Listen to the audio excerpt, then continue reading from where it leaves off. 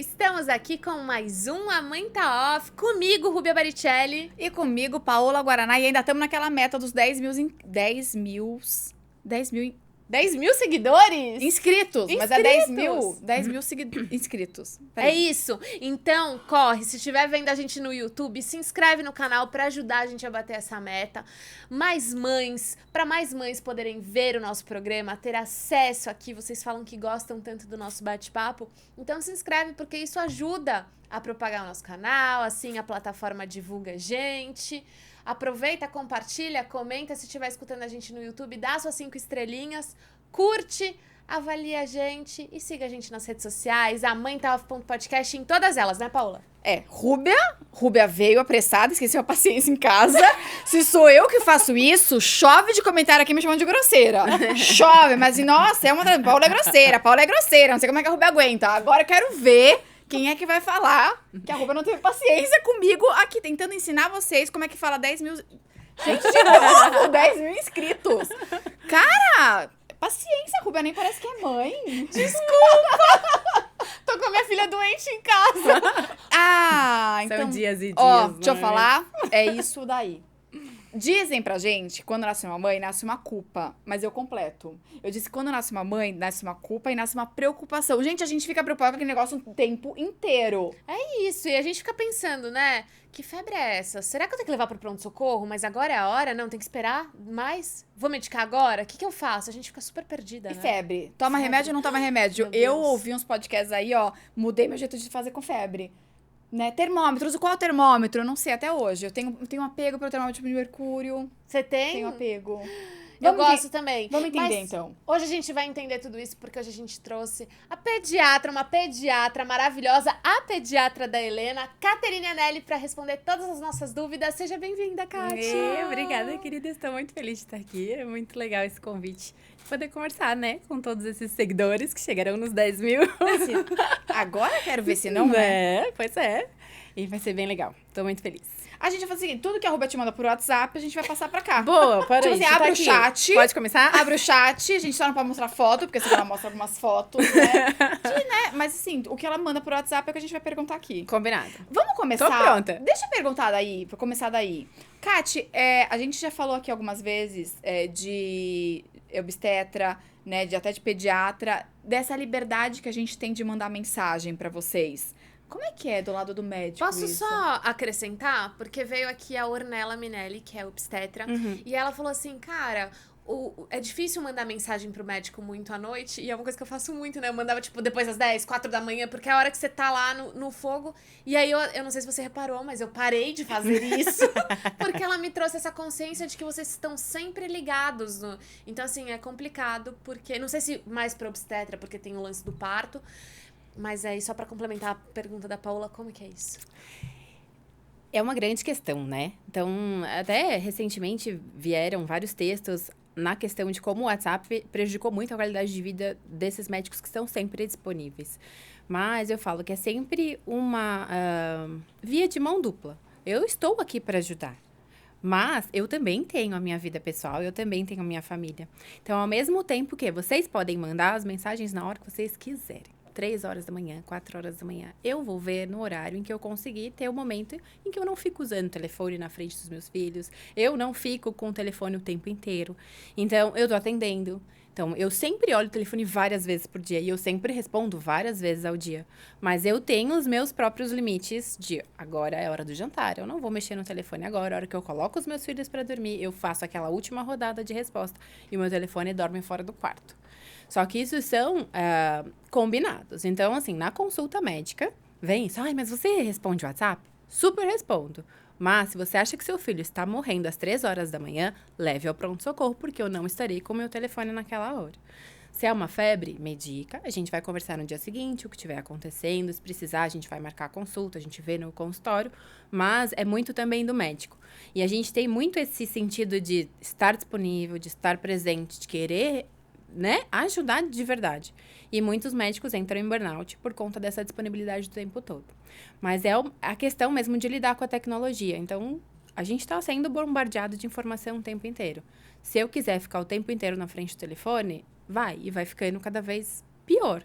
Então, se você não coloca esses limites antes de começar, essa acho que é a grande questão. Tem muito médico que sofre por aí e eu sempre tenho essa conversa no consultório, que é bem isso, eu vou te responder, mas não de madrugada.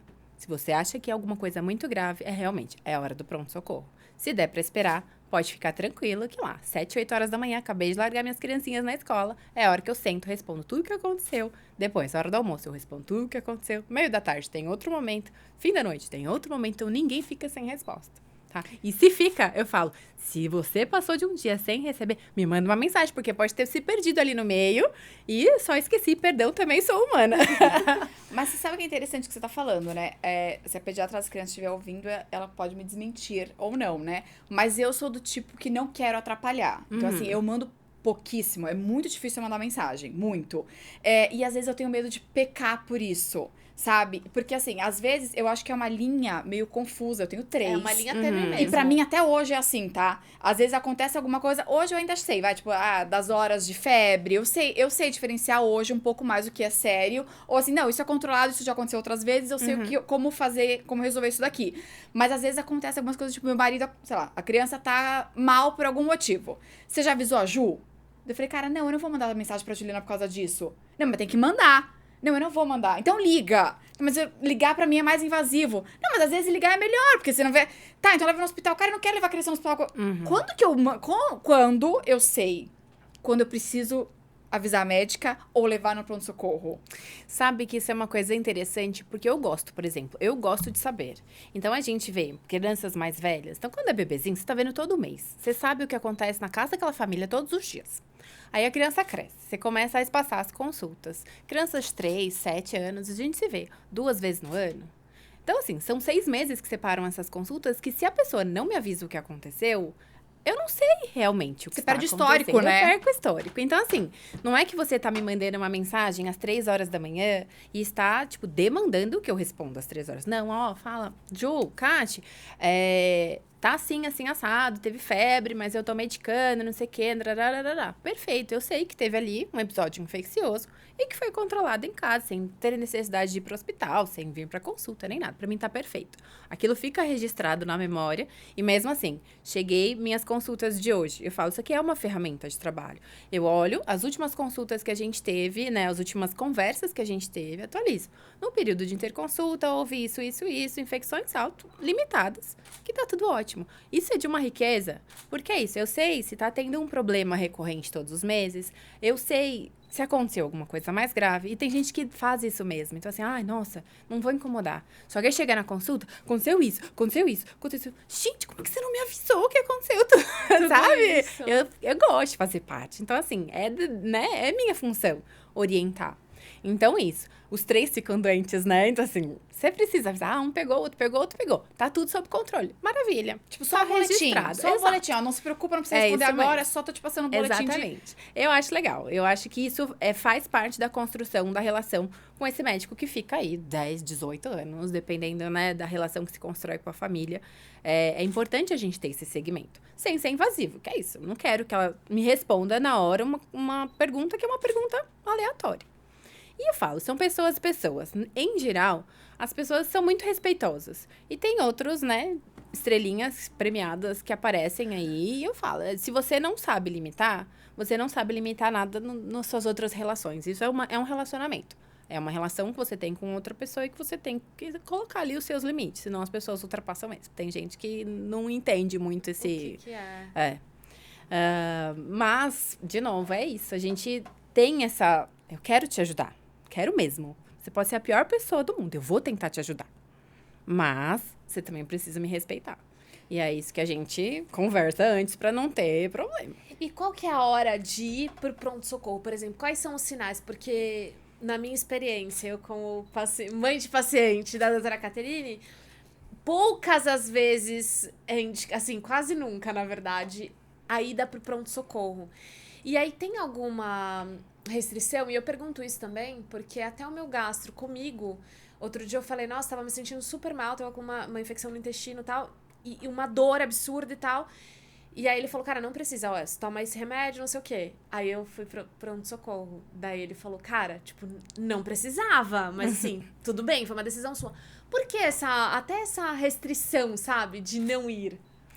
Se você pensar, principalmente num pronto-socorro de pediatria, é onde juntam todos os bichos ao mesmo tempo.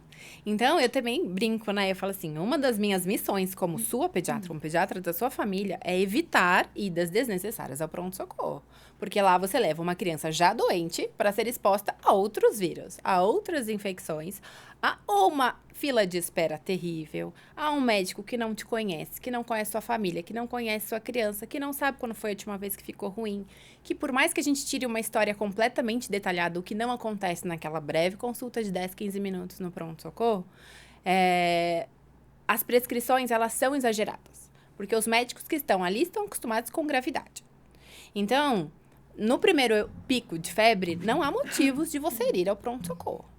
Mas isso vai muito também da experiência. Então, assim, 2, 3 filhos, você já viu uma criança ter uma infecção e se recuperar e ficar tudo bem. Tem estudos que dizem de 80% a 90% das infecções da infância são virais. Se são virais, é o nosso corpo que mata o bicho. Não é nada do que você faz. Isso tudo do resto é sintomático. Eu preciso ir ao pronto-socorro para ele me falar que eu estou gripada, que eu preciso ficar de repouso, tomar água, comer leve, esperar o corpo resolver? Não preciso ir no pronto-socorro. Então, as indicações é, você acha que seu filho está morrendo? Pronto-socorro. Então, vamos lá.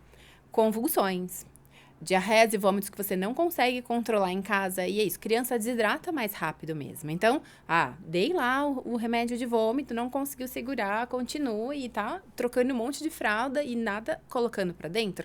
A medicação endovenosa vai ser necessária.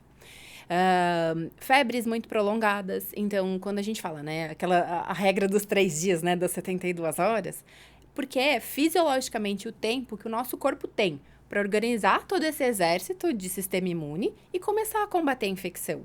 Se nesses primeiros 3 dias de febre nada apareceu, então assim, uma febre sem sinais, e a criança continua prostrada, essa febre não está dando sinais de passar, eu vou precisar de uma investigação laboratorial, quer seja um raio-x, um exame de urina, um exame de sangue, que é isso que eu não consigo fazer no consultório. Então, nisso eu preciso de um hospital que me ampare para dar um diagnóstico para aquela febre que está acontecendo. No mais, traumas grandes, então assim, um corte que vai precisar de sutura, um traumatismo craniano que seja importante, que também não são todas essas batidinhas de cabeça que vão eu acho que isso pronto-socorro. vale tipo um parênteses, queda. Gente, criança aprendendo a andar. Toda hora, paf, gente, a minha casa era, nossa, era pum, pum, pum, minha mãe ficava horrorizada. Vou fazer o que com essa criança? Ela tá aprendendo a andar, ela cai, quando cai, ela bate a cabeça. É isso mesmo.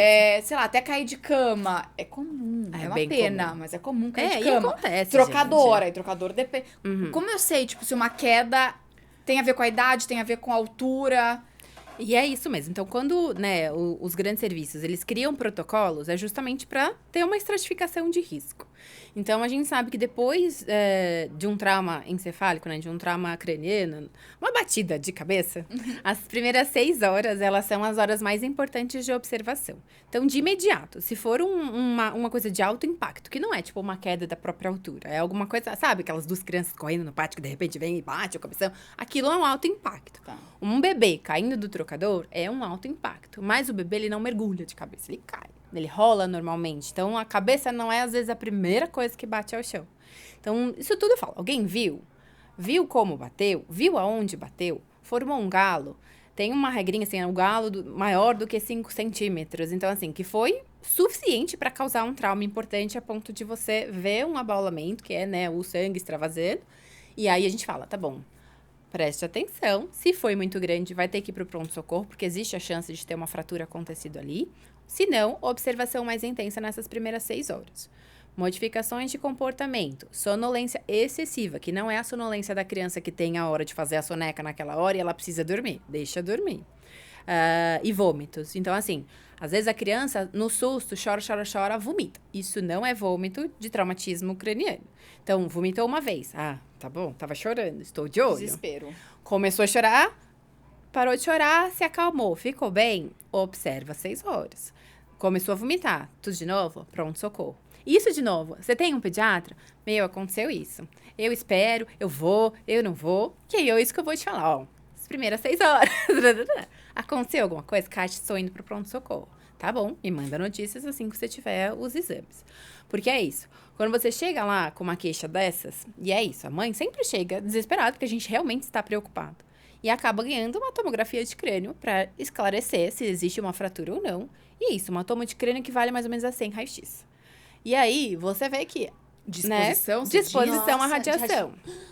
Então, assim, é isso que a gente quer evitar.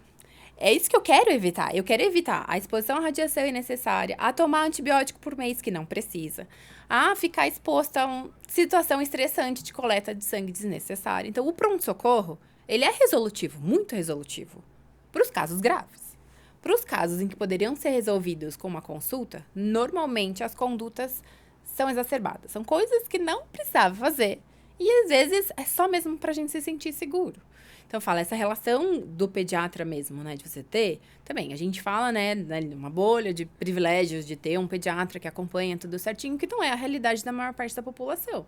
Mas se você tem esse tipo de relacionamento com o seu pediatra, eu espero que você nunca precise ir a um pronto-socorro. Essa é o meu gold standard, sabe? Porque, Sim. assim, não vai acontecer nada que você precise realmente ter que ir lá.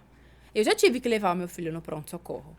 E aí foi isso, era uma febre que não passava, ele já vinha de alguns dias, tinha tido uns episódios de vômito, mas um desconforto respiratório muito intenso. Então, é aquela respiração ofegante, mas eu, assim, liguei para a coordenadora, que era minha chefe muito amiga, tem vaga para internar? Porque eu vou levar o João e ele vai precisar ficar. Como assim, Kátia, ele vai precisar ficar? Eu já fiz tudo que eu precisava fazer em casa. Daqui pra frente, eu sei que ele vai precisar de antibiótico, vai ter que fazer diagnóstico, mas ele tem alguma coisa. E foi isso. Aí chegou lá, uma pneumonia de livro, bonitinho, ficou 7 dias internado. Assim, aquilo era uma necessidade de ir ao pronto-socorro. Antes disso, não, tava lá, a febre tava indo, ele não tava desconfortável. Na hora que a febre passa, a criança fica bem.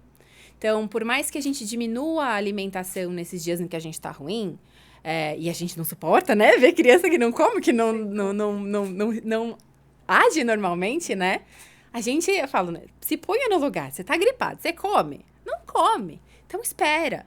Tem reserva. Daqui a pouco, volta o apetite, você fala, gente, o que deram pra essa criança que tá comendo desse jeito? Então, são ciclos, né? E quando entra na escolinha, a gente espera uma infecção por mês.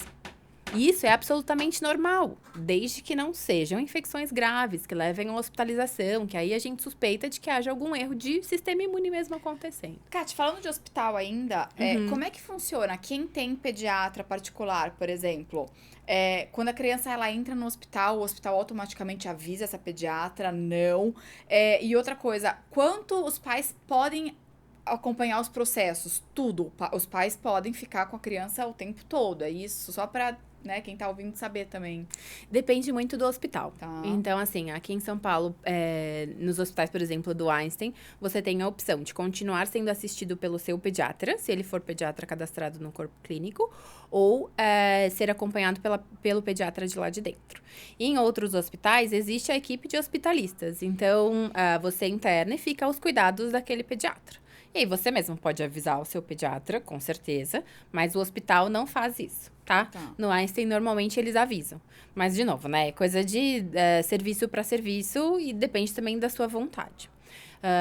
Dentro do hospital, os pais acompanham absolutamente tudo, tá? Acho que só dentro mesmo de procedimentos cirúrgicos, dentro do centro cirúrgico, mas também ficam até a sedação. E depois da sedação, que aí a gente vai, né, esperar do lado de fora. E aí existe essa separação. Mas no resto, mesmo na UTI, a criança fica acompanhada o tempo inteiro dos pais, tá? Dos pais não, é sempre um acompanhante, senão vira a festa. Eu, no caso, até sabia, mas acho que é legal falar, né? E na cirurgia, o Matheus fez uma também, e também foi isso. Faz pouco tempo, né? Faz pouco tempo. E aí, o Fabrício foi com ele, ficou até ele dormir, e depois, quando ele acordou, a gente também já tava com ele de novo. E aí, ele pôde levar bichinho de pelúcia dele, assim, foi bem... Em geral as equipes pediátricas... Teve, né? Talvez não sejam todas as experiências assim. Né? Mas, em geral, as equipes pediátricas, mesmo de hospital público, elas são bem acolhedoras. Então, mesmo, né, nessa questão de ter o bicho de pelúcia, de ter o acompanhante perto, de ter, às vezes, uma equipe de contadores de história que são voluntários. Então, assim, a pediatria é especial. Puxando a sardinha pro meu lado, mas, assim... A pediatria, ela é especial nesse sentido de que lidar com crianças, você precisa ter esse lúdico envolvido, senão desanda. E é bem isso mesmo. Então, ter lá uma pessoa de confiança, que não é fácil para a criança estar passando por aquilo. Você imagina se a gente, né, se sentisse bem ou não no ambiente hospitalar. Ninguém se sente. Mas ter um acompanhante por perto, estar dentro de um ambiente colorido, que tem brinquedo, que tem brincadores. Então, assim, gente que tá ali porque tá querendo que a criança se sinta melhor. Sala cirúrgica pediátrica é diferente? Adulta não, é tudo igual. Existe a especialidade de cirurgia pediátrica. Mas normalmente a sala, eles fazem... o espaço é igual. O espaço é igual. Tá, não é adaptado não pra tem criança, nada. disso. Tem alguns serviços que a parte de ressonância, de imagem também é toda cheia de coisas, mas em geral nesses lugares não. É mais na ala de internação mesmo que fica mais, e no pronto-socorro, né? Na ala infantil que fica mais coloridinho, que tem mais coisas de brinquedo, assim, né? De interação. Entendi. Vamos para gripes e resfriados? Esse tempo... Primeiro, qual a diferença de gripe e resfriado? Tá bom. Resfriado, normalmente é uma infecção um pouco mais leve. Então, assim, não tem tanta queda do estado geral, tem uma coriza, uma tosse mais discreta. A síndrome gripal, quando a gente fala, são sintomas mais intensos e que envolvem febre. Então, no resfriado, não tem febre normalmente. Não, na gripe, tem que ter febre, tá? Basicamente é isso. E nesse tempo maluco que tá fazendo, a gente tava até conversando aqui antes de começar, que outubro não era uma época de tantos vírus e tantas coisas e tá uma maluquice essa coisa do tempo, né? Acho que a poluição também não ajuda. A gente tá aqui em São Paulo, pra quem não sabe, estamos gravando aqui em São Paulo, moramos em São Paulo, e o clima não tá dos melhores. Esse eu até falei, a gente voltou de Sorocaba, foi o ano que a Helena mais ficou doente em toda a vida dela, e a Kátia até falou, é diferente, né, Sorocaba de São Paulo e tal. E o que tá rolando, gente? Pelo amor de Deus, socorro, Deus. Olha, eu vou dizer uma coisa pra vocês. Eu não gosto de ser catastrófica, porque eu acho que o ser humano se adapta muito a todas as coisas que nós mesmos criamos, né? Mas é daqui pra pior. Mas... Não, Mas, gente, este foi o segundo ano. Esse é o lado bom. Não, este foi o segundo ano que... E assim, em termos de Brasil, né? Que no Congresso de Pediatria, que inclusive vai rolar agora em outubro, eles fizeram um painel para falar de como as mudanças climáticas, elas atuam no aparecimento de novas doenças e na exacerbação de doenças já pré-existentes. Então, se antes a gente estudava nos livros doenças de primavera, doenças de inverno, hoje isso se perdeu. Porque é isso, aqui em São Paulo a gente sempre viveu um pouco, né, nesse misto de leva o casaquinho, o guarda-chuva, porque vai fazer todas as estações no mesmo dia. Mas isso tem se intensificado nos últimos anos. A gente teve a pandemia que colocou todo mundo numa bolha. E, de repente, agora, estes são os anos pós-pandêmicos em que todo mundo se expõe de novo a esses vírus que não deixaram de existir. Então, assim, são vários fatores, mas é isso. O inverno desse ano foi nada rigoroso. De repente, começa a estação das chuvas num momento ainda de transição. Mas, em geral, primavera e outono, que são as estações de transição, que são essas que têm mesmo uma amplitude térmica maior, são as que mais têm circulação de vírus. Mas é isso, assim, já, sei lá, há alguns anos que a gente vê surto de influenza B no fim do ano e não na época do outono e inverno, sabe? E também a globalização. Não adianta você falar que você não vai pegar os vírus de inverno, porque as pessoas estão viajando, estão indo para o hemisfério norte e trazendo para cá os vírus que não estavam aqui. Então, a gente tem que estar preparado, ao mesmo tempo sabendo disso, que a gente tem um sistema imune competente. Só que é isso. Poluição, mudanças climáticas fazem com que a gente tenha que cuidar muito mais do nosso corpo, no sentido de sono, alimentação, atividade física, vitamina D, para você ter capacidade de lidar com isso de uma melhor forma. Deixa eu te perguntar uma coisa, e tem como prevenir isso? Assim, tem alguns cuidados, né, que a gente tem agora pós-Covid, que é lavar a mão, tal, usar álcool em gel. Mas Deixa eu fazer uma pergunta antes, porque só pra não perder isso que você falou. Ignorância total minha, tá? Mas a gripe não... Eu bato o pé que vocês estão errados nisso aí, gente. Mas vocês dizem que a gripe não tem nada a ver, tipo, com o frio. É bicho, né? Vírus. Então... Mas o que é? O vírus, ele fica melhor no frio, é isso? Ele é mais forte? Então, porque assim, se não tem a ver com tempo, por que normalmente no frio ou na mudança de tempo é mais suscetível a pegar a gripe? Tem uma explicação, normalmente, que é assim, quando você trabalha, né? Quando seu corpo trabalha numa temperatura X maior, e de repente você é submetido, que nem isso, a gente troca, tá lá fora do ar-condicionado, vem pro ar-condicionado. A gente tem no nosso epitélio respiratório, na nossa mucosa, pequenos cílios, que eles fazem essa limpeza dos bichinhos. E aí você imagina que ele está lá fora, tá 29 graus, e você tá lá, batendo, porque tudo que tá quente funciona mais rápido. Então, ele tá lá, fazendo uma limpeza mucociliar bem eficaz. De repente, você entra pra dentro do ar-condicionado, que está seco e frio. E aqueles cílios estavam belos e faceiros. De repente, porque ficou frio e seco. Seu corpo se adapta, ele continua fazendo essa limpeza. Mas, se você entrou em contato com algum bichinho nessa hora, pode ser que você esteja mais suscetível nesse momento. Então, por isso que fala, não fica com o pé no chão. Assim, são mitos que, na verdade, você está submetendo o seu corpo a transições de temperatura. Você não pega a gripe porque você andou descalço. Mas você tá mais fragilizado e suscetível a pegar a gripe naquele momento. Exatamente. Se o vírus estiver ali, é naquela hora que ele vai se aproveitar da sua fragilidade. Justíssimo. No Mitos e Verdades vai ter ficar descalço, pegar friagem, Mas eu vou dizer que, gente, os médicos falem o que quiserem. Gente, saiu do banho quente. Mas é isso, né? Agora eu entendi. Mas daí é azar, então, também, né? Toda vez que eles saem do banho quente e vão pro frio, tem o bicho ali. Porque toda vez. Gente, não. Vocês falem o que vocês quiserem. Não. Mas eu vou te falar uma coisa. Eu falo, né? Vírus são seres que não são nem seres vivos. Eles são partículas. E eles só conseguem se reproduzir com uma célula viva.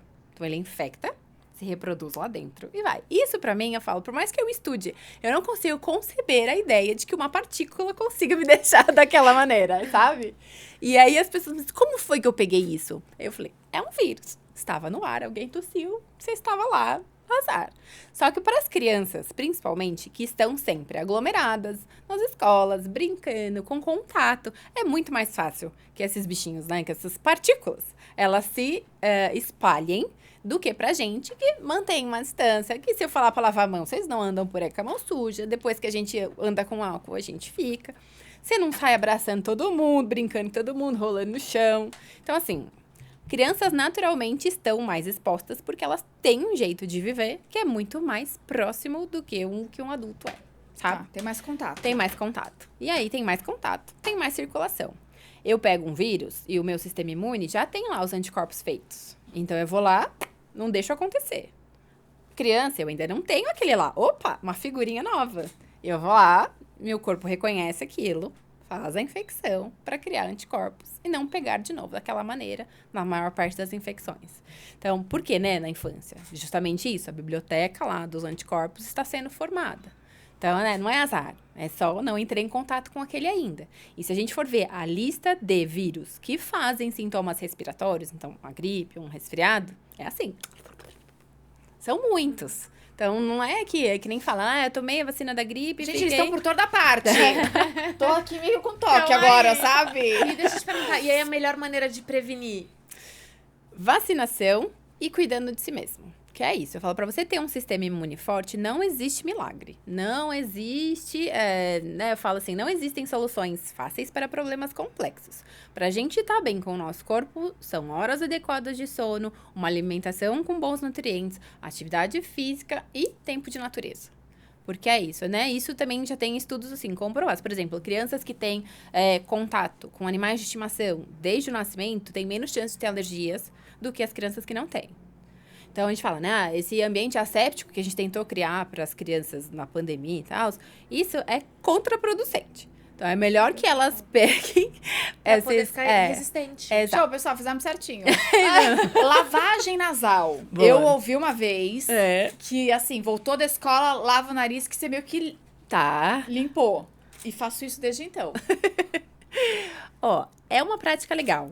Então, assim, faz mesmo. Você imagina que se tem algum bichinho ali tentando entrar, você já faz essa remoção mecânica mesmo. Gente, eu imagino total. Eu falo, chegou da escola, vem cá que eu vou limpar o nariz. Eu espirro e já imagino os bichinhos indo embora. Falo, agora estamos livres, pode entrar, sabe?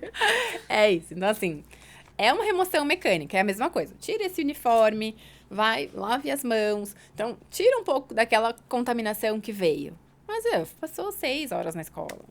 entendeu? Talvez, se esse estresse é tão grande, a ponto, no mata-leão, de ter que obrigar a criança a fazer, de ser uma coisa, não é isso que vai fazer com que, nossa, milagrosamente, de novo, não existem soluções mágicas para problemas complexos. Ficou lá, teve exposição, isso é um jeito de limpar? Eu acho muito mais eficaz na hora mesmo do resfriado, porque você ajuda, você dá aquele alívio de retirar aquele muco que está todo sendo produzido, do que ficar fazendo essa lavagem, ou pelo menos ser tão, sabe? Nossa, se não fez hoje, vai ficar doente. Não existe isso, tá? Mas você fala que quando chega da escola, tipo, higienizar, assim, não precisa necessariamente, talvez, ser uma lavagem, sim, mas... é uma remoção mecânica, então Lavar, isso é né? importante. Eu falo, e de novo, é ensinar a higiene, eu falo, são os pilares, né? Sim. Assim, você chega Vira sujo da rotina. escola, vira Quando rotina. Eu vou Exato. meter a publi aqui, porque, gente, se eu não falar agora, eu não Não falo tem mais. mais. Ó, eu sempre falo do Blue Soro, e é real, cara, eu tô falando sério, as crianças chegam da escola, eu meto ali um descongestionante, e pra mim é isso, é como se fosse, e não teria episódio melhor pra gente falar da linha Blue, que tá aqui com a gente também, nossa patrocinadora, não à toa, num podcast de maternidade, né, Rubia? Que tem tudo a ver, inclusive. Tem o QR Code aqui pra vocês... cadê o QR Code? Aqui, ó. Se você estiver assistindo a gente pelo YouTube, é só clicar a câmera do seu celular pra cá, que tem toda a gama de produtos da Blue, que são incríveis, assim, né? Eu sou apaixonada pela linha inteira. Paola Blue Soro. Não, e são justamente, né, medicamentos feitos pra gripes, resfriados e, inclusive, agora que você estava falando de prevenção, né? Pra tem ajudar na também imunidade dos pequenos, pra ajudar na né? imunidade dos pequenos. Então, entrem, deem uma olhada aqui no catálogo completo de produtos, porque a linha vale fazer um estoque e deixar estocado em casa, porque vai usar, desculpa, mas vai ser usado em algum momento. Com Vai ser precisar. certeza. E vamos lá para a próxima pergunta. Tá, então prevenir gripe meio que assim... Tá, mas então vamos falar de um Não. negócio aqui. Ih, Polêmico. Vamos. Gente, transmissão, contaminação. Gente, juro por Deus, eu mãe de 3, que tive a terceira internada por bronquiolite. Cara, eu sou, talvez assim, não 100% no ápice e tal, mas assim, cara, eu sou extremamente cuidadosa com contágio. Uhum. Cara, tem alguém doente lá em casa, não vai pra escola. Eu tenho um de 8 anos que é mais velho. Cara, tá doente, não vai pra escola, porque ele pode passar pra um coleguinha de 8 que não vai dar nada, mas o coleguinha de 8 vai ter algum bebê em casa e vai passar pro bebê. E assim, a gente sabe que, puta, é cansativo uma criança em casa, a gente sabe que a escola hoje é uma rede de apoio, mas, cara, a gente tem que cuidar e pensar em todo mundo. Vai até um meme, você viu um meme? Tipo, eu conversando com uma mãe no parquinho e a mãe, de repente, me conta que o filho dela não foi na escola porque ontem tava mal.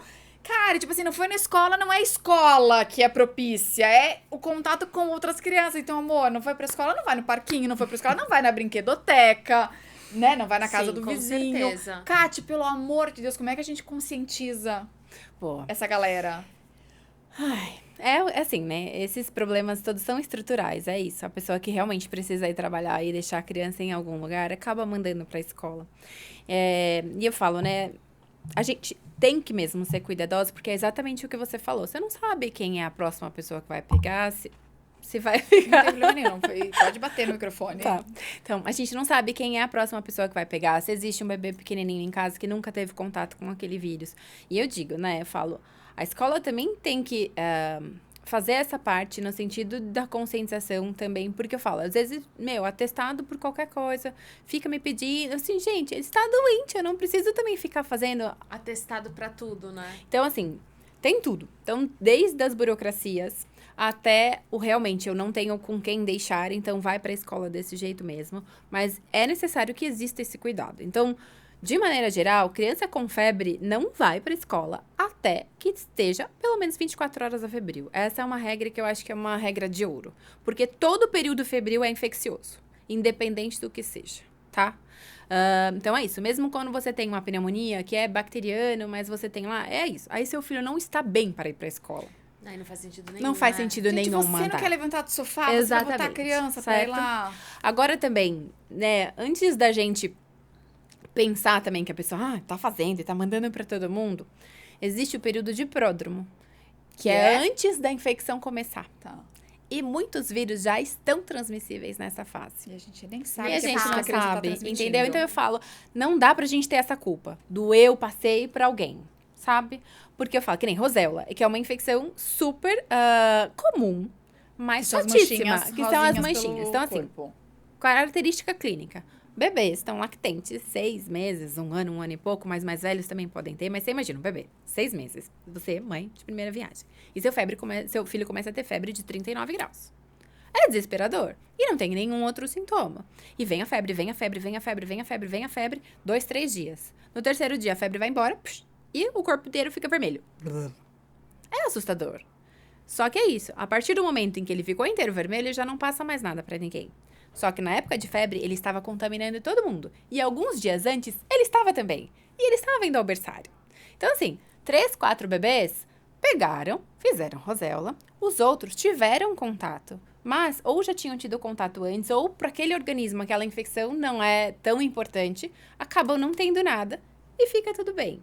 Então, faz parte da infância ter contato com todos esses bichos. Mas criança com febre não tem que ir pra escola. Então tá, então Ponto a final. regra, criança com febre não vai.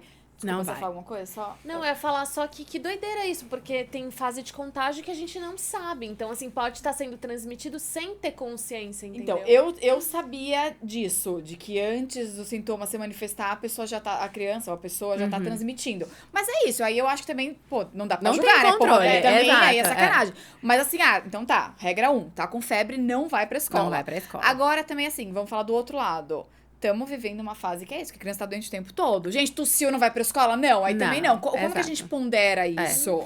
Que é isso que eu falo. É fase aguda da doença, é isso, é a fase febril, que é a grande fase de infecção.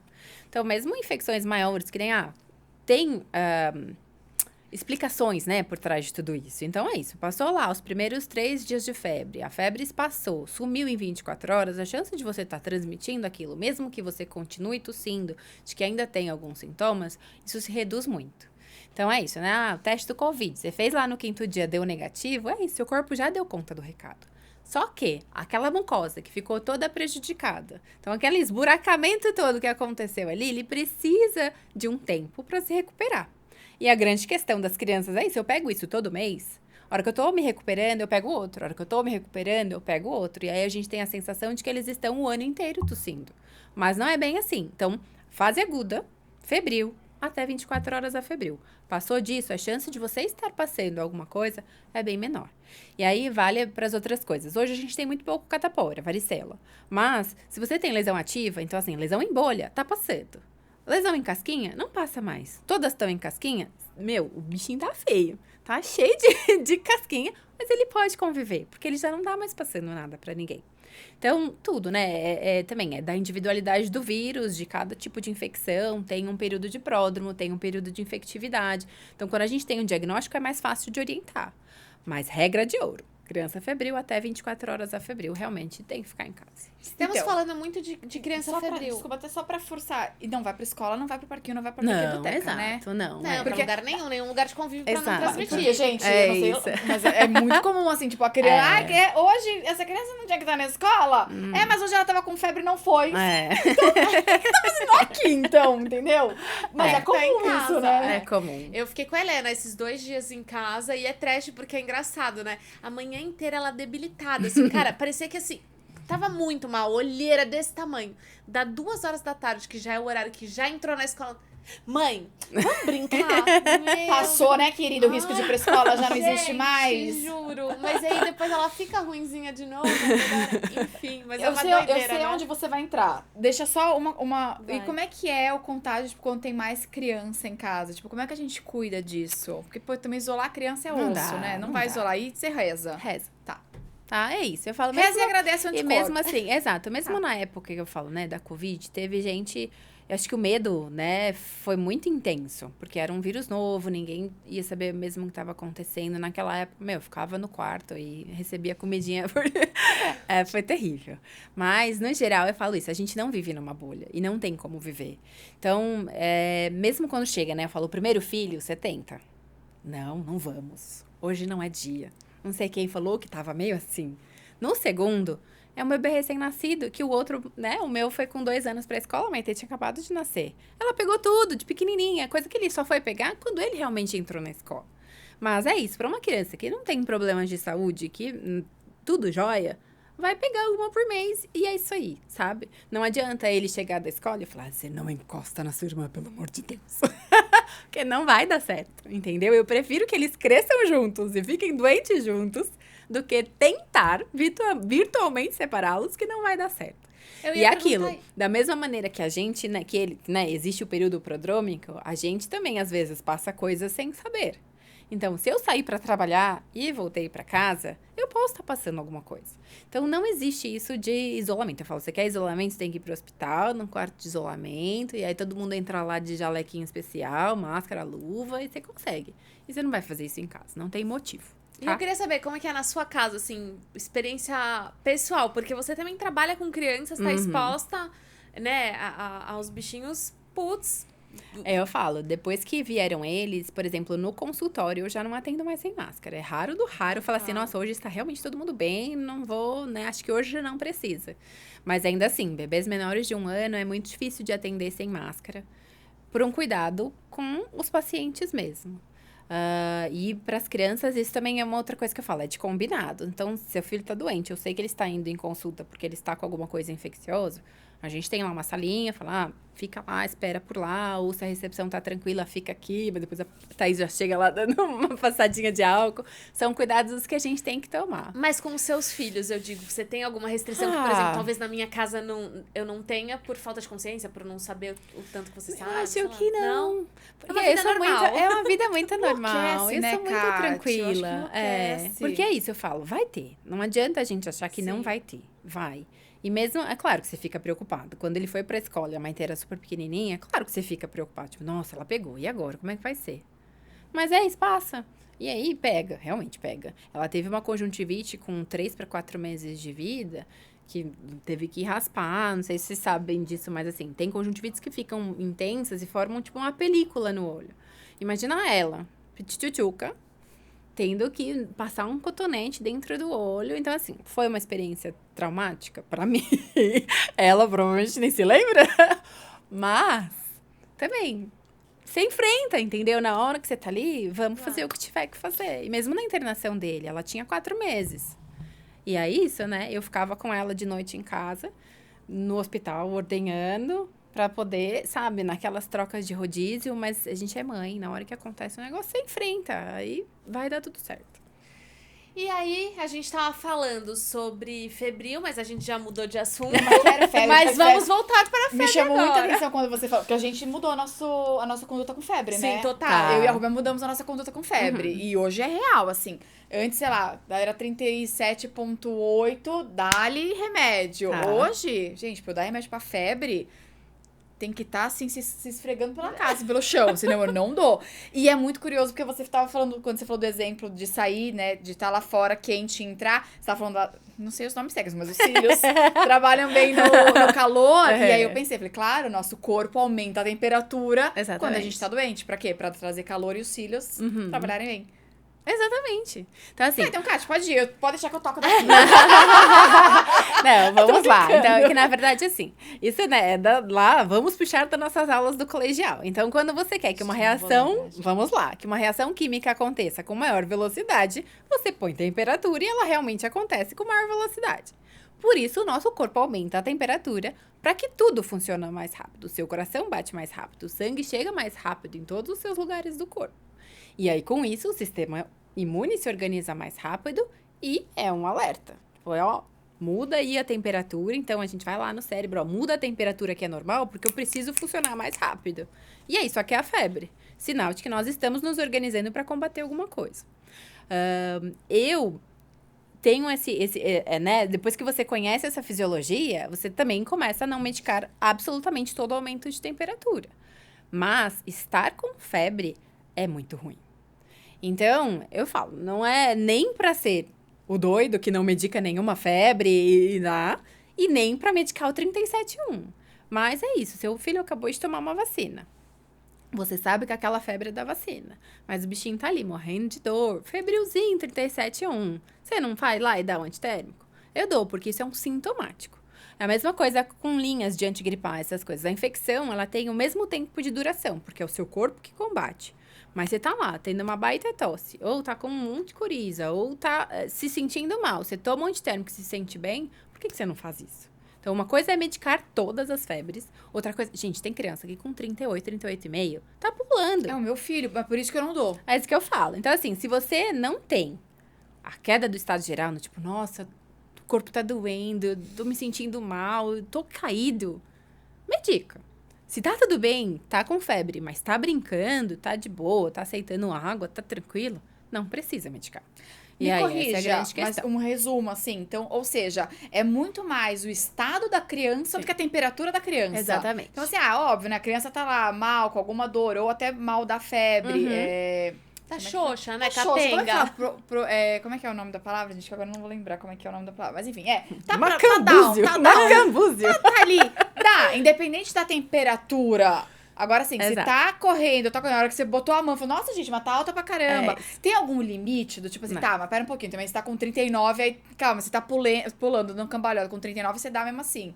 Não tem necessidade. Então, assim, mesmo, né, o medo que a gente tem da convulsão febril e tal, costuma Pode falar acontecer. pra câmera pra mandar isso pra minha mãe? Minha mãe é dessas de confusão. Gente, Convulsão hoje eu tô febril. de dicção hoje, hein? De convulsão. Mas eu ia perguntar esse negócio da convulsão também, porque tem uma hora que começa a preocupar, ou não também, é de criança pra criança. Os estados que a gente fala, né, de hipertermia, em geral, a gente fala perto mesmo dos 40 graus pra cima. Mas que é raro, muito, muito, muito raro de ter. Que aí são outras, né, outras doenças, são outras coisas que é difícil de acontecer. A grande questão é que tem pessoas que são mais suscetíveis a fazerem convulsão em vigência de febre. Então, de novo, para você ter uma convulsão febril, não é todo mundo, não é qualquer febre. É a pessoa com um vírus específico que costuma dar mais temperaturas mais altas naquele ambiente. E aí faz a convulsão febril, tá? Então, por isso que eu falo, não adianta você achar que, eu vou medicar todo o 37,8 porque não vai ter convulsão febril. Não é assim. E ainda assim, a convulsão febril, apesar de ser muito assustadora, porque isso sim, vai exigir uma ida para um socorro, toda uma investigação, ela é benigna, ela melhora ao passar do tempo e não é toda febre que vai ter. Mas, por exemplo, a criança que teve convulsão febril, a gente não deixa a temperatura subir. Então, se ela teve, é uma dessas que eu vou falar, você vai medicar todo 37,3. Independente do que seja, a gente vai acompanhar de perto, vai ver o que vai ser essa infecção, mas vai precisar controlar para não deixar essa temperatura subir tão rápido. Então, eu falo, né? Essas individualizações, se a gente não dá pra resumir a medicina em uma recomendação única. Mas, em geral, é isso. A criança bem, ela não precisa ser medicada do sintoma. Que é isso. A febre é um sintoma. Na hora que você tá lá, caído, tô morrendo, toma um antitérmico que se sente bem, perfeito. Tô bem com essa temperatura, deixa o corpo trabalhar, bora lá. E as diferenças dos termômetros, né? Tem termômetro de testa, termômetro digital, termômetro de mercúrio, que é o favorito da Paola. Porém proibido.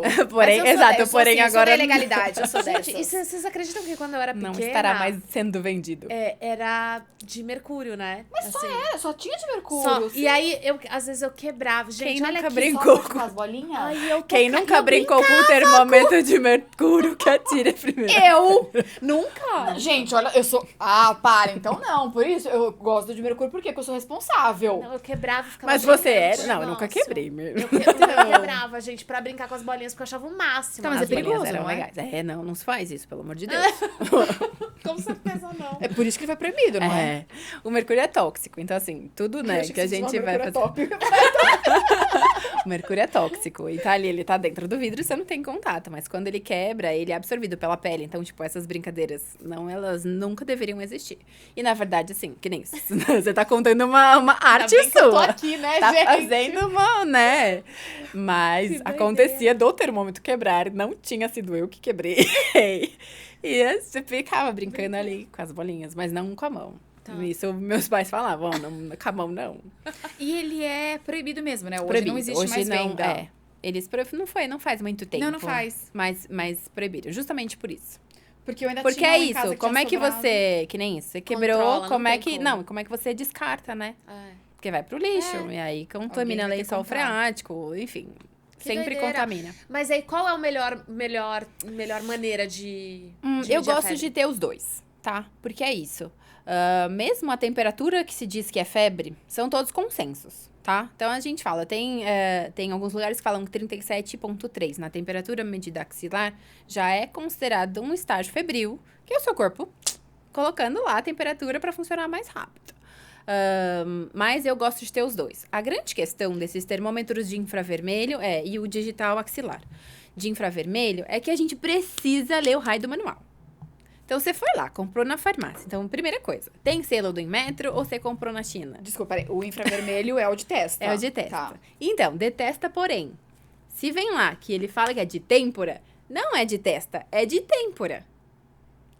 Tá, mas daí no caso tem que vir com desenho também, né, gente? Mas Não, é por vem com isso manual, que eu digo. a gente tem que ler, né? Quantas vezes vocês leram o manual do Nunca. termômetro que vocês compraram? Jamais. Pois é. Nunca Então, na é vida. isso. Quando a gente usa, então, de novo, vou na farmácia, eu compro um termômetro infravermelho com o selo do Inmetro, ou seja, foi testado, verificado, e eu leio o manual e ele me diz que funciona. Na fronte, então, na testa, com mais ou menos 2 centímetros naquela configuração. É isso. Deu 37,3 e eu considero que isso já é um subfebril. Se a criança estiver ruim, vou lá medicar, sei que tem alguma coisa rolando. Então, muito mais fácil de medir e você consegue realmente usar isso como parâmetro. Mas, de novo, leiam o manual para terem uma medida fidedigna. Porque é isso, criança se mexe, se vai, tá lá chorando, não sei o quê, é muito mais fácil você medir com o infravermelho. Mas ficou na dúvida? Mede no axilar. Que aí você vai ter certeza de que aquela medida é muito mais acurada do que a medida que você fez no infravermelho. Porque até a distância é difícil, né? Sim. Por exemplo, eu tenho um de testa, que se ele é de testa, se ele é de lá, não sei porque eu nunca li. Mas deduzi que é de testa. E é isso, faz daqui dá tanto, faz daqui dá tanto, faz daqui dá tanto. Eu falo, gente, eu não sei. As Mas é crianças porque brincam é com ele, isso. Mas é justamente isso, porque ele é uma medida, uma forma de medição. Só que o jeito que ele mede certo é assim. Você põe lá 2 dedinhos, junta, tira, aperta o botão e você consegue medir. Aquela é uma medida que é fidedigna. Agora, é isso, né? É a luz. Se você bota longe, ela tá medindo a temperatura que tá longe. É a configuração Então, de cada aparelho mesmo. Exato. Então, assim, se você comprou, leu, tá usando do jeito certo, aquela é uma medida boa. Você comprou, não leu, tá usando de brinquedo, é só um brinquedinho que faz... É que o meu E eu eles acho que ele adoram. tem temperatura ambiente também, ele tem a casinha e o mas é rostinho. Então, isso. às vezes vai contar. Não sei, vamos ver aqui no termômetro. Mas é isso. Também, né? Porque senão... Mas então, a maioria deles tem isso. Tem temperaturas que você pode escolher entre Celsius, Fahrenheit, ou você escolhe se é a temperatura do ambiente, se é a temperatura de superfície ou de corpo. E aí você tem que ajustar. É um eletrônico. Você tem que configurar ele para fazer o que você quer fazer. Então, medindo certo é uma boa medida. Fazendo desse jeito aleatório, sem saber se está medindo a casa ou a testa, não vai funcionar. Posso perguntar uma coisa? Na hora de medicar, eu tive uma coisa com a Helena que era assim... Tinha alguns compostos de remédio que não melhoravam, assim, não sei, não fazia tanto efeito como outros. Isso existe, tipo, pra cada criança é um ou não? É uma coisa meio geral? Sempre vai existir individualização. Tá. Então, eu falo, hoje a medicina não está nesse nível de dizer o que funciona para um, não funciona para outro, mas cada vez mais existe essa medicina que a gente fala personalizada. Que vai ser basicamente pegar o seu genoma, né, o seu DNA e dizer, para você isso vai funcionar melhor do que para o outro, porque você tem uma ascendência XY que isso vai funcionar do jeito certo. Tá. Hoje ainda não é uma realidade. Então, a realidade é clínica. Tipo, eu já dei uma vez, não funcionou, e na próxima vez é que nem isso. É que nem, tipo, dipirona, paracetamol e ibuprofena. Meu, paracetamol não funciona pra mim. Tem gente que ama e que toma lá e que a dor de cabeça passa. Se eu não tomo dipirona, não passa. Então, isso pode ser que seja uma coisa do meu organismo, como processa a droga, Sim. que mais pra frente, numa medicina realmente personalizada, que é muito diferente do que as pessoas vendem por aí hoje, porque tem muito charlatão se aproveitando de tudo isso, de, né, fazer realmente uma medicina que você vai falar, a droga que você vai usar é essa, e você não precisa dessa dose, pode ser uma dose mais baixa, porque o seu corpo metaboliza isso de um jeito bem. De um jeito Deixa bom. eu só pra o digital. Uhum. Eu vi também em algum lugar que ele apita e você não tem que tirar na hora, você tem que deixar mais um tempo depois do apito. Procede? Não. Apitou, tirou. Apitou, Tá. tirou. Só E é isso curiosidade. também, falo de novo, né? O termômetro digital tem pilha e tem selo. Então, também, o selo do Inmetro eu acho que é uma coisa bem importante, porque significa que aquela marca foi testada e que ela tem uma acurácia. E é aquilo também, faz 3 anos que aquele termômetro tá lá. Ele demora pra apitar. Quando ele apita, ele faz assim... Troque a pilha. Porque isso, falando de novo, é um eletrônico. Você precisa configurar ele pro que você quer. E ele tem que estar com energia pra funcionar do jeito que precisa. Tá? Bom, pra encerrar esse papo de vírus e gripe, a gente entrar em outras questões aqui que a gente estamos muito curiosas. Tem algum momento que a gripe, o resfriado, esse vírus, ele se torna alguma coisa mais grave que a gente tem que ficar assim, falar, opa, algum sinal, alguma coisa? Então, em geral, que é as orientações que a gente faz, né? Então, assim, aqueles primeiros 3 dias, 72 horas, a febre fica vindo, apesar do antitérmico, a criança está se sentindo mal, uma tosse intensa, coriza intensa, tá tudo lá. Passou aqueles primeiros 3 dias que a gente sofre porque parece que é uma eternidade. Dali, a febre começa a espaçar, a criança volta a ter um pouquinho mais de apetite e, em geral, 7 a 10 dias está zerado. Quando isso não acontece, é a hora que o alarme liga. Então, 4º dia de febre, a febre ainda tá vindo a cada 6 horas. 5º dia de febre ainda tá vindo a cada 6 horas. Ou então não. Passou, espaçou. Mas deu 2, 3 dias a febre volta. E ele volta a ficar prostrado, volta a ter alguma outra coisa que não estava tendo antes. Então, eu falo, fugiu do esperado, que era 3 dias ruins, começa a melhorar, a gente tem que entender o que é que tá acontecendo. Tem alguns vírus que são bem chatos de tratar, que chega a 5, 6 dias de febre, fala, putz, né? E era vírus mesmo. Mas isso, daí já foi para uma investigação maior, para dizer o que era, o que estava acontecendo. Então, no geral, saiu disso e, de novo, volta para os sinais de alarme. Então, assim, um desconforto respiratório muito intenso, uma prostração que mesmo quando você dá o antitérmico, a temperatura volta e a criança continua muito caída. Desidratação, porque realmente não está comendo absolutamente nada, não está tomando líquidos. E, gente, leite é alimento. É muito impressionante. Mas ele só tá tomando leite. Gente, leite é líquido e calorias. Tá ótimo. O leite é muito confortante para os bebês menores. Mas realmente, não tá conseguindo tomar nada, não tá conseguindo comer nada e a criança está visivelmente ruim. Apesar de passar desses primeiros 3 dias, é hora do atendimento. Tá? E só a última, a febre, ela é o principal sinal de alerta. Por exemplo, eu sou meio catastrófica, né? Então, a Helena, poxa, tá dias tossindo e já tá 1 ano, né? Eu já tô desesperada, tipo assim, cara, eu queria tirar uma chapa do pulmão só pra ver se não é pneumonia. Uhum. Não tem como ser pneumonia se não tiver febre.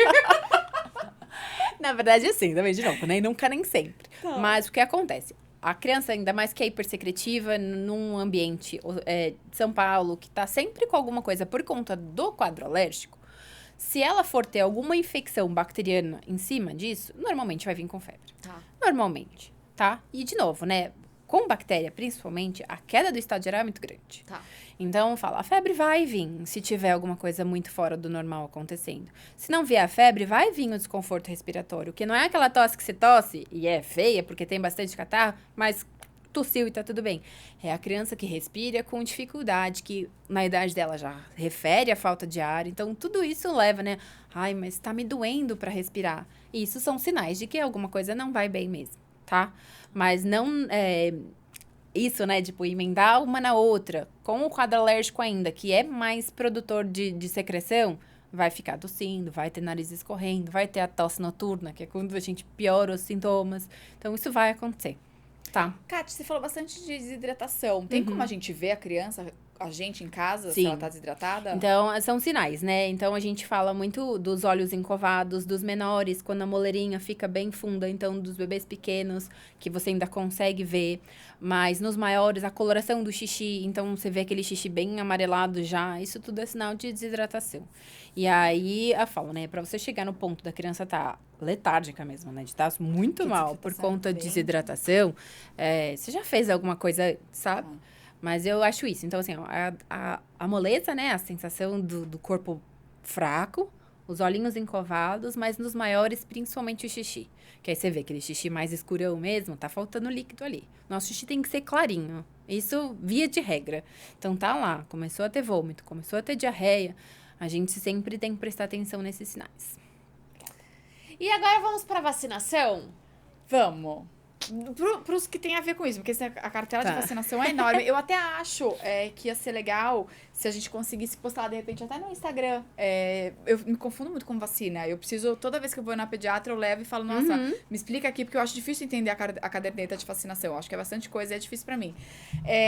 Então, até se você puder depois passar Tá. pra gente, a gente coloca até nas redes sociais, talvez, alguma Sim. artezinha com as vacinas. Combinado. Isso é bem Legal, legal. E também todas as redes sociais da Kátia, os contatos vão estar aqui na descrição.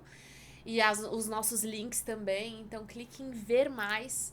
E aí, siga a Kátia também. Siga a gente no Instagram, que aí vai ter toda essa cartela de vacinação pra gente saber se estamos em dia com as vacinações. Agora tem de bronquiolite pra gestante. Muito legal. Eu acho que isso vai fazer bastante diferença para nós, né? Para os pediatras, porque todo ano existe uma sazonalidade que a gente vê muitos bebês pequenos internados com bronquiolite. Então, né? Paula teve já essa experiência.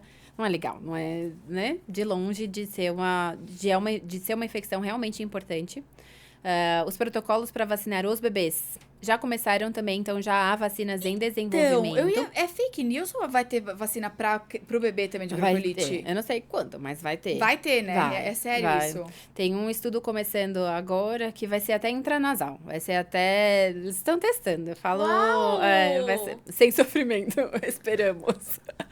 Mas vai acontecer num futuro próximo. E eu falo, né? As vacinas também estão sendo desenvolvidas com mais velocidade, conforme a tecnologia também vai aumentando. Mas o fato da gente conseguir fazer essa proteção transplacentária, né? Então, do bebê receber os anticorpos na fase final da gestação e permanecer com eles nos primeiros meses, que são os meses mais vulneráveis, vai fazer com que pelo menos esses petititicos não sofram com VSR tão cedo. Gestante, a vacinação é que em semana? A partir da 32ª, se eu não me engano. Tá. Vai ser junto, na verdade, ou você faz junto com a de coqueluche, que é a que já toma, ou espera 1, 2 semanas para fazer em tempos diferentes. Tá. E vale a mesma coisa para influenza e para Covid. Então, pelo menos essas 4 vacinas a gestante tem que tomar se quiser garantir essa passagem transplacentária para que o bebê, ele tem esses anticorpos maternos mais ou menos até o 3º mês, e depois começa a cair. Então, é uma proteção que, né, o corpo é sábio. Já manda pro bebê antes dele nascer. E pra bebê essa que vai ser lançada, você recomenda até que idade a bronquiolite pode ser um problema? Depende muito. Então, hoje, a gente já tem, né, os anticorpos, que é o palivizumab, contra a bronquiolite, que a gente usa em bebês de alto risco. Então, são bebês cardiopatas, prematuros extremos, isso já existe. Tá. Só que é uma medicação extremamente cara, que realmente fica para uso dos bebês que realmente podem... que o quadro clínico pode ser realmente muito pior. Quando vier a vacina, a gente vai vacinar todo mundo. Mas é isso, em geral, acima dos 3, 4 anos, isso já não é mais uma grande preocupação, sabe? A grande questão da bronquiolite é que a via aérea do bebê pequeno é muito pequena naturalmente. E qualquer secreção entope. E aí você faz uma obstrução mecânica mesmo por conta daquela secreção que tá ali e não consegue ter troca. E não tem tratamento. De novo, sendo um vírus, você só dá o suporte para que o próprio corpo combata o bicho. Só que às vezes o suporte é intubação, oxigênio, pressão positiva, né? Você mandar com força o ar lá para dentro para que ele consiga ultrapassar aquela barreira do muco e conseguir ventilar o pulmão para conseguir. Então, é isso. A via aérea do bebê menor, ela é menor e menos forte. Então, qualquer coisa entope e ela não tem força para abrir. E acaba que é muito mais grave nesses bebês do que num meninão de 3, 4 anos que tosse e vai ficar tudo bem. Só que é ele que passa por mãozinho que acabou de nascer. Pois é. E aí acaba que é isso. Tendo anticorpos, provavelmente as infecções são mais leves. Vai ter a vacinação materna. E quando chegar, não sei quais serão os protocolos, mas aí a gente segue o que eles tiverem estudado. De Covid, como é que tá agora? São quantas doses para as crianças? As primeiras vacinações, então não tenho nenhuma dose, está a partir dos 6 meses, 2 doses com 1 mês de intervalo. E aí, a nova vacina que tem agora é a Spikevax, que é a última variante do Covid que tá em vacina e protege contra todas as anteriores. E como as pessoas têm medo dessa vacina? Por conta de todo o medo também que se instalou por conta da pandemia e todas As polêmicas, são todas e notícias polêmicas. falsas também. Isso, fake news. Mas pra criança é específica, não é agora já é qualquer uma. É a Porque quando mesma, eu só fui- que a é mesma, só que a dose é menor. Antes tinha, né, a Pfizer, que era a Pfizer Baby, mas Pois é. essa agora é a mesma em dose menor. E é posto? E posto, só posto. E é isso também, eles estavam falando dos calendários. A gente tem um calendário vacinal pelo SUS que é muito maravilhoso. Então, mesmo quem tem experiência em outros países, a gente às vezes atende, né, de outros lugares. E lá eles se impressionam com o nosso calendário daqui. E até a gente, né, fica orgulhosa. Fala, nossa, realmente tá joia, é bem legal. Então, certeza que o privado sempre vai ter um benefício. Então, tem vacinas a mais, tem picadas a menos. Então, é uma escolha que a gente sempre faz em conjunto. Mas o nosso calendário público é invejável. E isso, né? A vacina do Covid, hoje eles estão fazendo até 5 anos. E aí, agora, anual, está sendo priorizado os públicos de risco. Então, tá ficando mais para idosos, crianças menores e pacientes com doenças. É só até 5? Até 5. Bom, e vacina da gripe, gripe também muita gente tem medo, né? Tem. A gripe não é não medo. Que Covid, eles falam, né? Teve lá a história da miocardite, e que, gente, não é real. Cientificamente, não acontece. Não acontece mesmo. E eu sempre questiono assim, eu falo, volta de novo, né, pro manual de instruções. Você chegou a ler quais eram os efeitos colaterais das vacinas que você já dera? Porque ninguém lê, mas por conta de tanta fake news que rolaram em volta da vacina da Covid, as pessoas não fazem. E não fazem assim, não fazem no contexto consultório privado, bem esclarecidos, com a Caterine falando, não quero. Tá bom. Então, é respeito, não sou eu que vou De ficar... não querer a vacina? Não querer da vacina. Mas Não, do assim, Covid. do Covid. Tá. As outras aceitam tranquilamente, mas a do Covid não desce. E da gripe é aquilo que as pessoas falam, né? Tipo assim, eu tomo e todo ano eu fico gripado. E aí, de novo, a gente... É pra impedir os casos graves. Pode ser que você entre em contato com influenza e você ia ficar 4 dias com febre, tossindo uma semana, de molho, lá, e você vai ter uma gripinha. É pra isso que serve. É pra não internar e pra você não passar para as pessoas que estão em volta de você, que são bebês e que são idosos que podem morrer por causa disso. Mas as pessoas também falam assim, eu fiquei... Não... Mas como que funciona a vacina na transmissão, por exemplo? Porque se eu tomo a vacina, aí eu posso pegar, porque até na época do Covid eu falava-se muito isso. Se eu tomo, por exemplo, da gripe, eu posso pegar a gripe, a influenza, mas eu transmito ela mesmo assim. Se você está gripada, se transmite. Mesmo que os sintomas sejam leves. Mas e se eu não tiver sintoma? A chance de você passar é menos. Porque você não tá tossindo, você não tá... Tá, entendi. Tipo, Por isso que fora, você fala né? que, O seu por isso marido que que a você beija vacina- na boca, suas crianças, assim. Tá, você então por não isso que tá... a vacina diminui a taxa de transmissão também. Porque Isso. diminuindo os sintomas, Exato. diminui a taxa de transmissão. Uhum. Entendi. Amei esse papo de vacinação. Agora a gente tem um quadro, mitos e verdades. Um quadro, né? Vamos. Quadro. Eva, eu adoro. Mitos e verdades, eu vou começar um que nem tem... tem aqui sim. Então tá, vou começar pelo primeiro, tá? Tá, alguns a gente já falou, mas eu acho que vale pra É gente... só, tipo, bate-bola. Tá. Sabe, resumão, né? Um bate-rápido? resumão. Resumão. Faz um resumão. Febre alta necessariamente vai dar convulsão? Não. O inverno favorece a gripe? Favorece. Tomar friagem por causa da gripe dá resfriado? Não. Não, causa gripe, né? Não por causa da gripe. Mas causa gripe ou resfriado. Não posso tomar sorvete com dor de garganta. Mentira. Pode tomar? Pode. E não dá nada. E ficar com o pé no chão? Ontem eu falei pra Helena, Helena, vai colocar meia, porque você tá, tá ruim, tá o chão geladaço. Aí ela, mãe, todo mundo que vai no seu podcast fala que isso não tem nada. Se deixar a Helena não assistir o podcast. Não, mas é quando ela vem aqui, eu acho que ela fica ligeira. E aí ela já pegou algumas coisas que interessam a ela já captou pra ela. E aí eu falei, vou ver com a Kátia amanhã. É verdade? O que acontece? Na verdade, você pensa como conforto. Então, mesmo essa questão, né, o gelado é ruim. De novo, se você pensar como choque térmico, não é legal o choque térmico. Mas, por exemplo, quando você tá, o bebê lá, com os dentinhos nascendo, e você oferece um mordedor gelado, uma frutinha gelado, o frio, né, ele funciona como um anestésico. Então, você tá com dor de garganta, tem crianças que amam uma sopinha quentinha, e isso é totalmente reconfortante, é isso que elas aceitam. E tem outras que vão muito mais pro gelado, porque isso tem um efeito anestésico. E aí vai de novo na individualidade. Você não deveria tomar sorvete porque sorvete não é saudável, só na eventualidade. Mas não porque vai piorar a sua dor de garganta, sabe? Então, é mito, né? Então, assim, não é que não pode. Tem gente que mostra isso também nos Estados Unidos, que logo depois da cirurgia, sei lá, vem Eles um dão sorvete. um sorvete, é. E é isso, é anestésico por conta do frio. Não vai piorar o quadro infeccioso por conta disso, tá? Mas, de novo, você pensa como choque térmico, momentaneamente o seu corpo tem que se adequar com aquela temperatura nova, mas é pouco tempo, não é nada. E a meia no Agora pé, vai tirar que é- esse episódio do ar. Tira esse episódio do ar. Meia no pé também não tem nada a ver, porque acho que meia no pé, então, é uma coisa que é reconfortante na minha cabeça, do tipo, ela vai ficar quentinha. É muito, né, individual. Eu também não consigo ficar sem meia, principalmente quando eu tô doente. Eu sinto muito frio. Só que tem pessoas que são muito calorentas e você pedir pra ela Helena. ficar com meia num dia que ela tá se sentindo mal, é tortura. Entendeu? Não é isso que vai fazer sarar. Gente, E assim, chocada. tem muitas coisas. Então, fala, né, gente, como é que fala? Receita caseira tem de monte.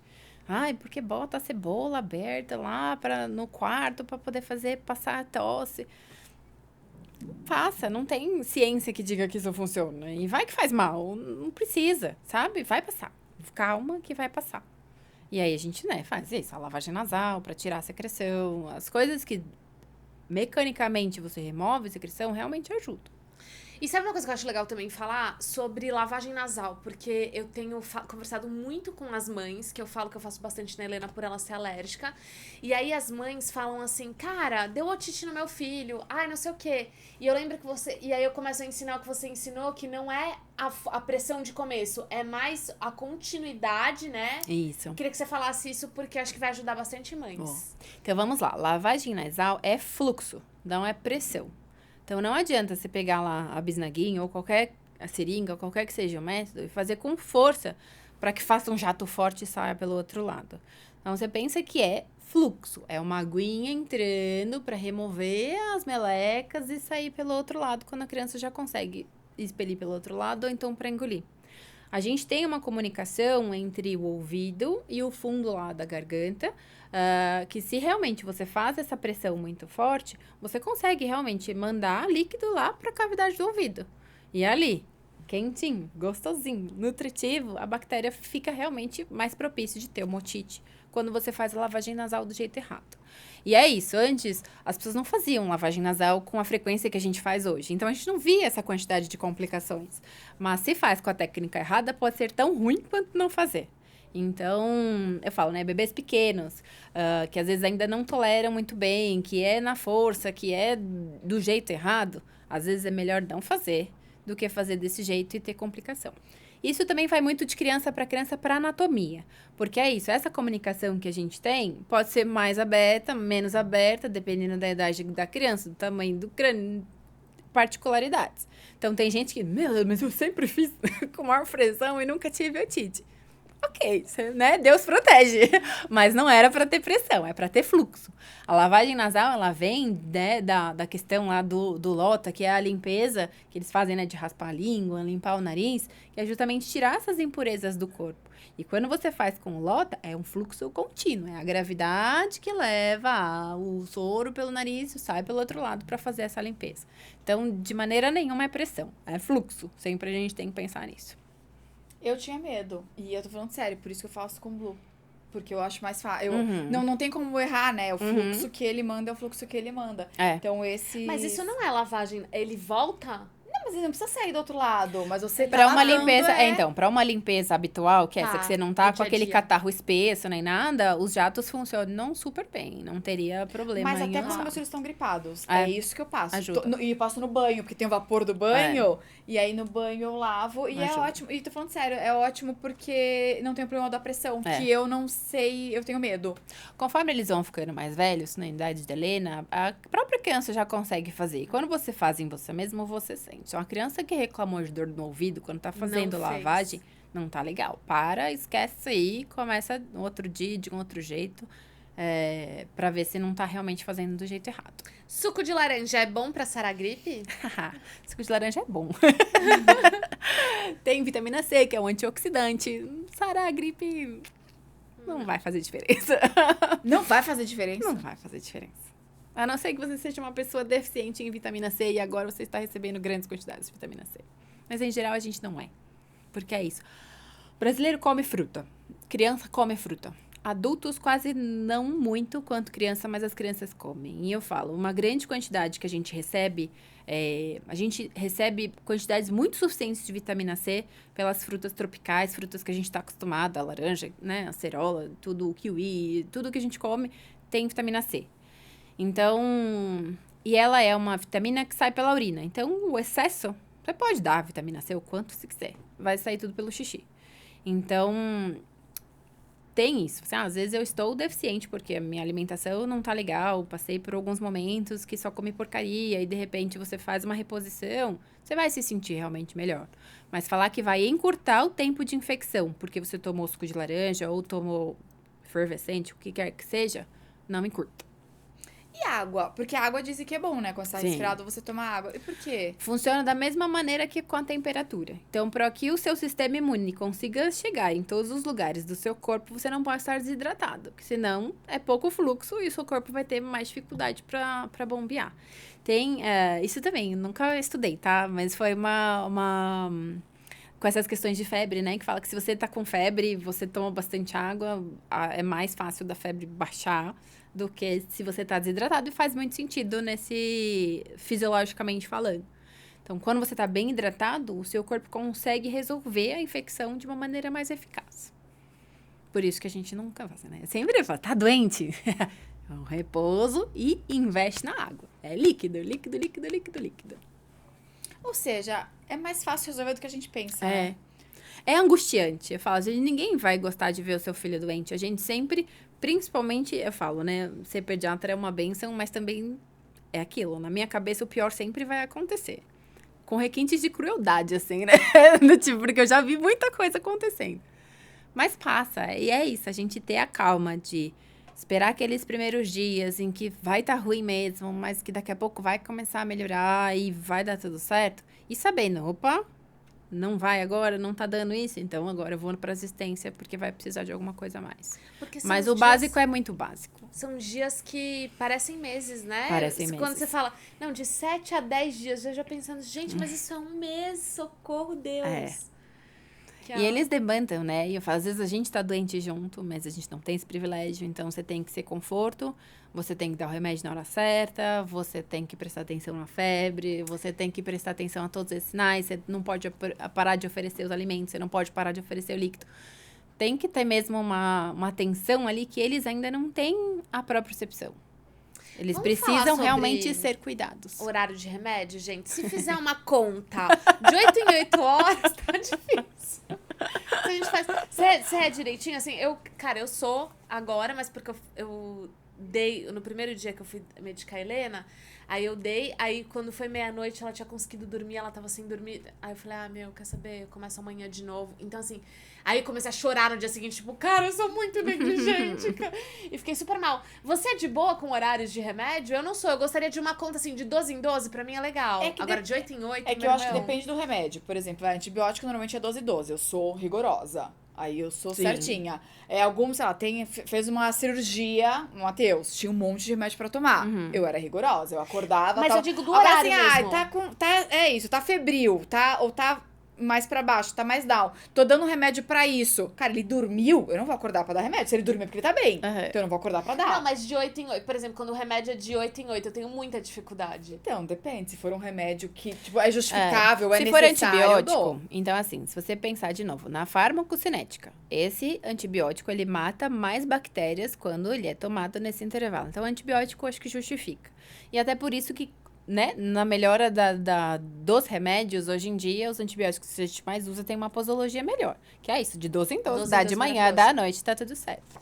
O remédio que você tá falando, né, de 8 em 8 horas, é um sintomático. Então, assim, fala, nossa, passou 2 horas da hora do remédio, eu sou uma péssima mãe? Não, não é, tá tudo bem. Acordou, você fez e tá tudo bem, tá? As grandes questões é assim, por exemplo, eu atrasei esta dose, a próxima eu também atraso. Porque senão fica muito perto da outra, exato. Tá bom. Mas e deixa eu te perguntar uma coisa. E, por exemplo, eu dei o remédio. E aí, são 7 dias de medicação não estamos falando de antibiótico, porque é óbvio que precisa, que senão não cria resistência, e aí acho que todo mundo, como um acordo aqui, a gente tem essa consciência. Agora, quando não é antibiótico, tipo, putz, no 3º dia já tá bom. Se é sintomático, pode suspender. Pode suspender? Ah, então tá. Porque é isso, é o sintoma. Você tá tratando o sintoma. Que é justamente pra dar conforto. Você não tá tratando a doença, você tá tratando o sintoma. Parou? Não tem problema. Então, que é o mesmo que acontece com o horário. Tipo, vamos supor que seja alguma coisa com a Helena. Vamos supor que você esqueceu aqui um remédio da Helena. Cara, se ela tá mal, você não vai esquecer de dar o remédio. Sim. Você vai estar, E pelo amor de Deus, cadê o horário pra dar? Cadê o horário pra dar? Outra coisa, né, que eu lembrei agora, tipo, numa exceção. Siga o que o seu médico falar. Porque é isso, por exemplo, em urticárias, por exemplo, a gente fez lá a dose das medicações e tal, mas não tem um tempo em que seu corpo leva pra processar o antígeno. E às vezes você já não vê mais lesão, tá lá. Só que aí você fica uma dose sem dar, volta tudo. Tá. E aí fica aquilo, porque você parou. Porque eu não vi mais lesão. Então calma, siga primeiro o que o seu médico falar. Tá. Mas a maior parte das medicações que são sintomáticas na ausência dos sintomas, você não precisa mais dar o remédio, tá? Há exceções. A gente tava falando aqui da medicação que a Helena tá tomando. Então é isso, gente. Eu amei, Kati. Eu Muito também. obrigada por Foi muito ter legal. topado, por ter conversado com a gente. Por tirar nossas dúvidas. Não, dá pra gente ficar aqui, ó, dias Não, e e dava dias. pra ter parte 2, sabe por quê? Vocês não sabem. Porque agora a Helena tá entrando numa fase que é aperte os cintos, né? A Fer tem os cintos. Pra quem verdade, assistiu, verdade. pra quem Eu assistiu juro, Divertidamente juro. 2. Cara, eu juro que eu vim pensando nisso. Porque eu falei, cara, eu gosto de episódio que é prático. Que, tipo assim, cara, é isso. É pergunta, resposta, é coisa prática. E aí eu falei, é que eu vou dizer uma coisa. Eu fiquei com medo da gente misturar muito assunto hoje.